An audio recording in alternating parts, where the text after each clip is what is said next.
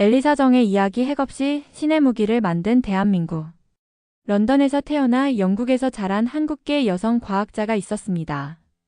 그녀의 이름은 엘리사 정. 세계 최고 수준의 국방연구소에서 핵무기 억지 전략을 연구하는 엘리트 과학자였죠. 그런데 어느 날 NATO로부터 한 가지 임무를 받게 됩니다. 바로 한국의 미사일 기술을 분석하라는 것이었어요. 처음엔 우습게 여겼던 그 임무가 그녀의 인생을 완전히 바꿔놓을 줄은 꿈에도 몰랐습니다. 조국의 피가 흐르는 한 여성 과학자가 마주한 충격적인 진실, 그리고 세계를 뒤흔든 반전 연설의 비밀.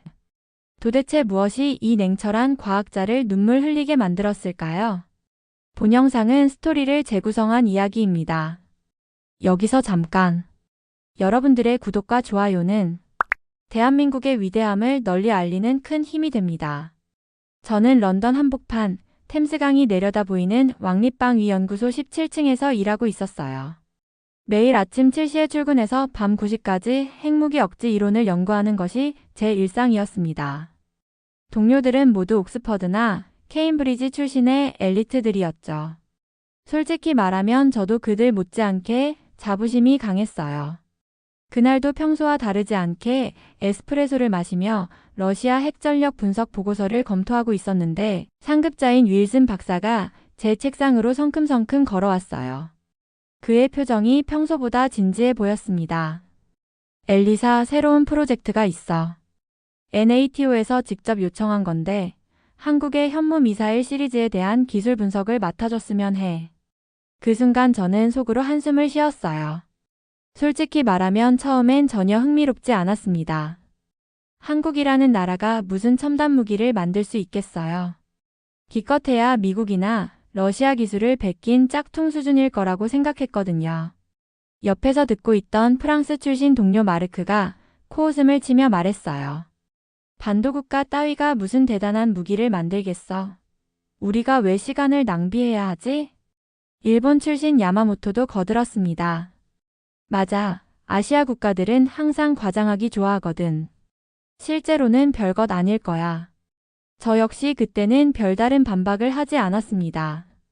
아니, 사실 마음 한구석으로는 동의하고 있었죠. 그저 주어진 임무를 성실히 수행하고 빨리 끝내면 되는 거라고 생각했어요. 지금 생각해보면 그때의 제가 얼마나 오만했는지 모르겠습니다. 보고서를 자세히 들여다보기 시작한 지 이틀째 되던 날, 뭔가 이상한 점을 발견했어요. 가슴이 철렁 내려앉는 내용이었습니다. 한국이 국제적으로 금지된 집속탄을 자체 생산하고 있다는 것이었어요. 제 손이 미세하게 떨렸습니다.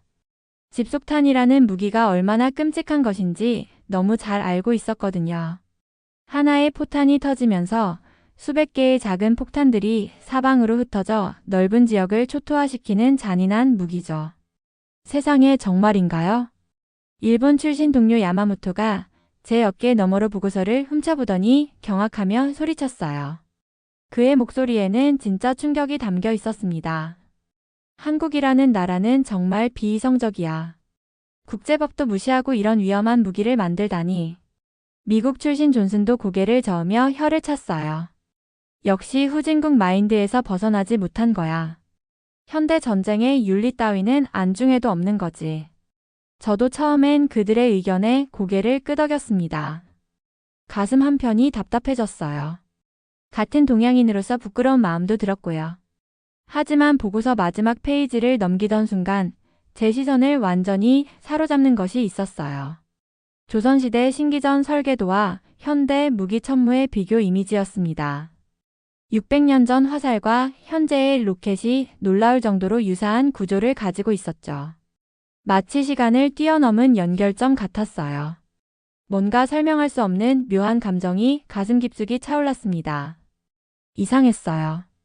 왜 이런 기분이 드는 걸까요? 그날 밤 집으로 돌아가는 지하철 안에서 어린 시절 외할머니가 해주셨던 이야기가 물밀듯이 떠올랐습니다. 할머니는 6.25 전쟁 당시 흥남 철수작전에서 겨우 목숨을 건진 분이셨어요. 항상 제 손을 꼭 잡고 말씀하시곤 했죠. 엘리사야, 내 뿌리는 어디서 왔는지 절대 잊으면 안 된다. 우리 한민족은 절대 굴복하지 않는 불굴의 민족이야. 어릴 때는 그냥 할머니의 옛날 이야기 정도로 생각했는데 이상하게 그날은 그 말씀이 계속 머릿속을 맴돌았어요.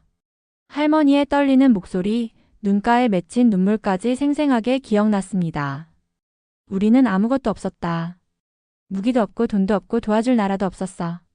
하지만 우리에게는 하나가 있었지. 바로 살아남겠다는 의지였단다. 할머니는 또 이런 말씀도 하셨어요. 엘리사야, 언젠가 네가 어른이 되면 알게 될 거야. 우리 민족의 진짜 힘이 뭔지 말이야. 한국의 무기체계와 할머니의 이야기가 무슨 관련이 있는지 당시엔 전혀 알 수 없었습니다. 하지만 뭔가 가슴 깊은 곳에서 끌리는 느낌이 있었어요. 마치 잃어버린 퍼즐 조각을 찾은 것 같은 기분이었습니다. 그래서 결심했어요. 직접 한국에 가서 진짜 실체를 확인해 보겠다고 말이죠. 한국에 도착한 첫날 밤, 김포공항에서 내려다본 서울의 야경은 정말 장관이었어요. 한강을 따라 수없이 많은 불빛들이 반짝이고 있었는데 왜인지 모르게 가슴이 뭉클해졌습니다. 런던의 야경과는 또 다른 따뜻함이 있었어요. 다음날 아침 일찍 방산업체 KDI와 국방과학연구소를 방문했습니다. 그곳에서 만난 젊은 여성연구원 정수아 씨는 제 예상과 완전히 달랐어요. 나이는 30 초반 정도로 보였는데 눈빛이 정말 진지하고 열정적이었습니다. 오후 9시가 넘은 시간에도 그녀는 여전히 연구실에서 일하고 있었어요.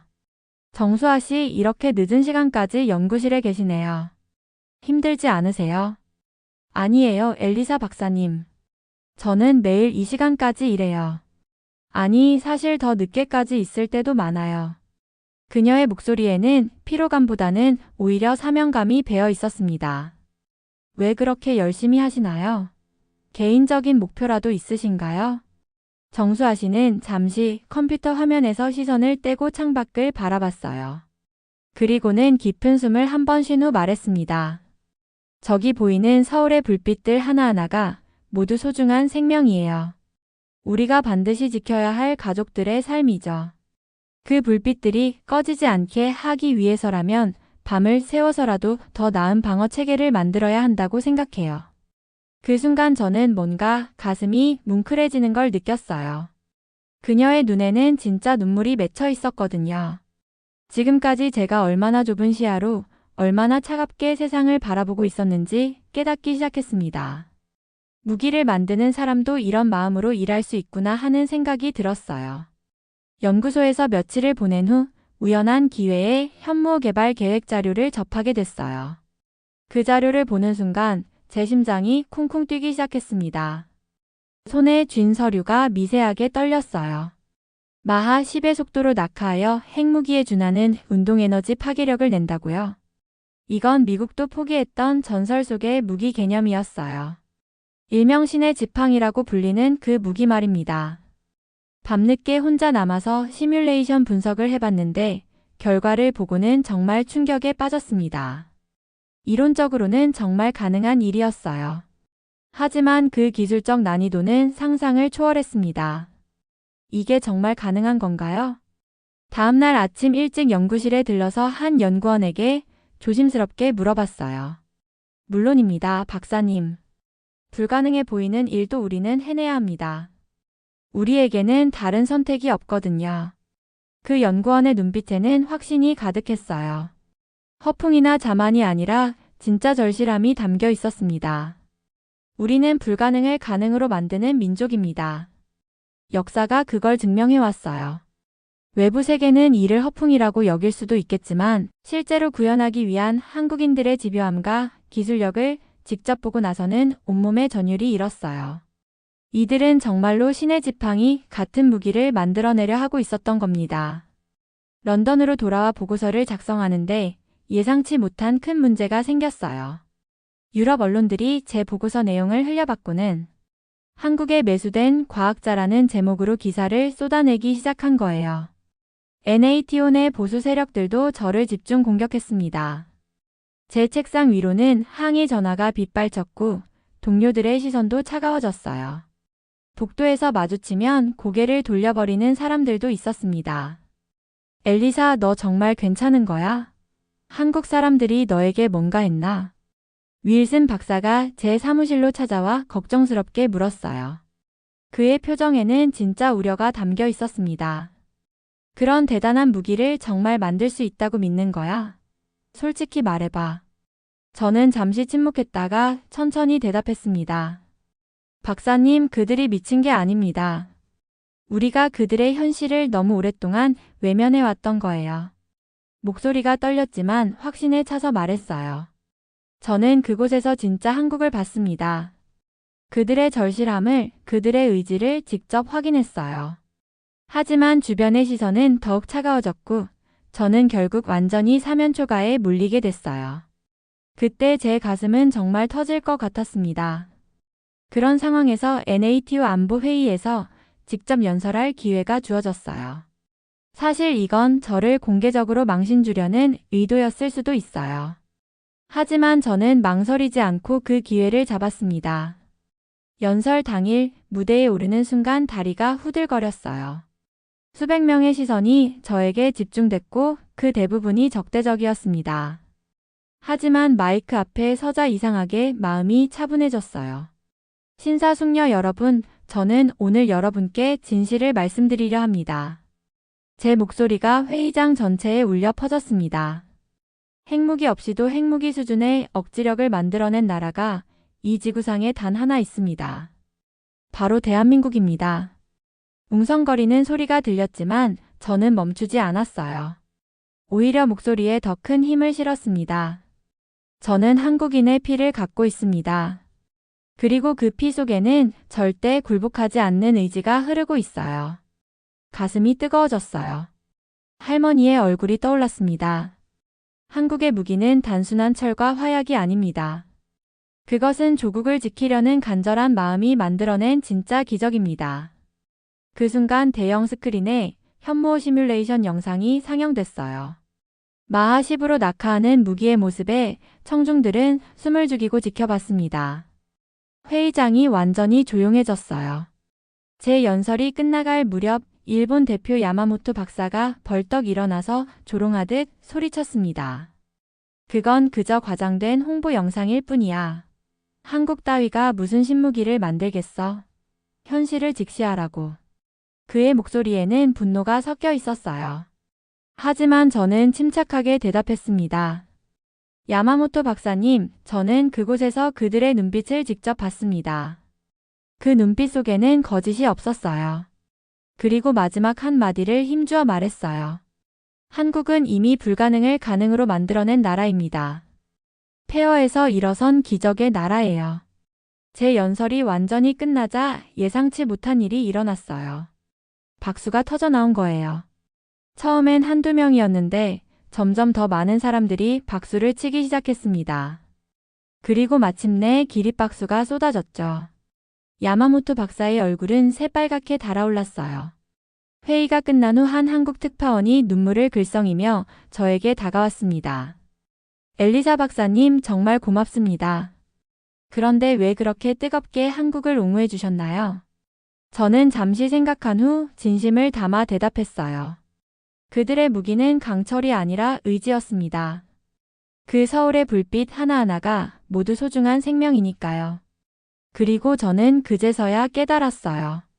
할머니가 평생 저에게 말씀하시려 했던 그 진실을 말입니다. 그날 밤 호텔 방에서 할머니의 유언처럼 남겨졌던 말을 되새겼습니다. 가슴이 벅차올랐어요. 우리는 다시는 무너지지 않을 거야. 기억해, 내 피에는 조국이 살아있어. 이제야 그 말의 진정한 의미를 알 것 같았어요. 한국이라는 나라가 만들어낸 기적은 단순한 기술의 승리가 아니었습니다. 그것은 절대 포기하지 않는 민족의 정신, 그 불굴의 의지가 만들어낸 진정한 승리였던 거죠. 그리고 그 피가 바로 제 안에도 흐르고 있었던 겁니다.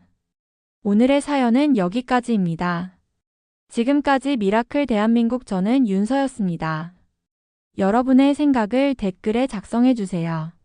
또한 대한민국의 위대함을 널리 알리기 위해 구독, 좋아요로 함께 해주세요. 오늘도 좋은 하루 되세요. 감사합니다.